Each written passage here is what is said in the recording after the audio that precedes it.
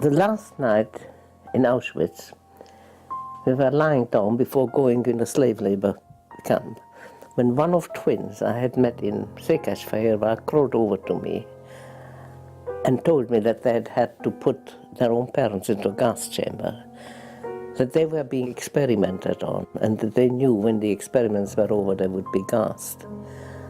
And that since I was going out with a labor transport, I stood a chance of surviving. And would I promise that if I did, I would tell the story of what was happening in Auschwitz. Obviously, I promised. What I didn't realize was that it would take me 60 years.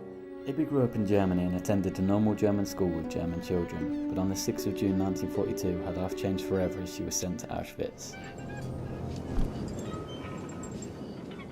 We had heard rumors about Auschwitz, but we didn't believe it because we didn't think that a civilized nation like the Germans would do some things like that. We didn't think that this was even a possibility of happening. And to find that not only was everything we were told true, but it was actually much worse.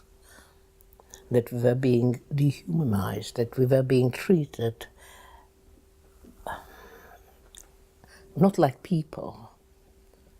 We were being shaved, we were being shepherded, we were... I don't really know how to express it. Sheep are treated better than we were.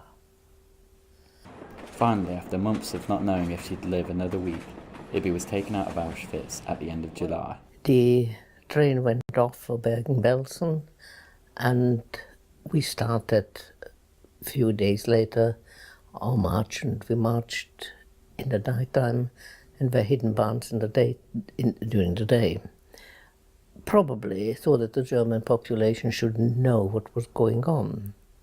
After about 5 nights walking, we came to a place where there were no barns. It was a place called Kaunitz. And there was a freshly ploughed field there, and they told us to lie down in the field, and the soldiers themselves lay down in the ditches. There were aeroplanes overhead, and the church bells were ringing, and there were white sheets hanging from the windows in the distance in the little village. And then we saw on the main road American tanks coming along, and they stopped in the square in front of the field.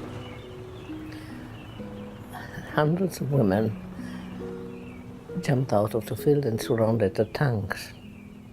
And what the Americans must have thought, I just can't imagine.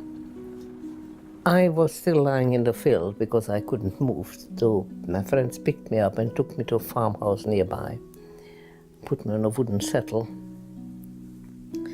And at the table, at breakfast, was an elderly man, a woman, and a little girl. And the little girl whispered something to her mother, and her mother nodded her head.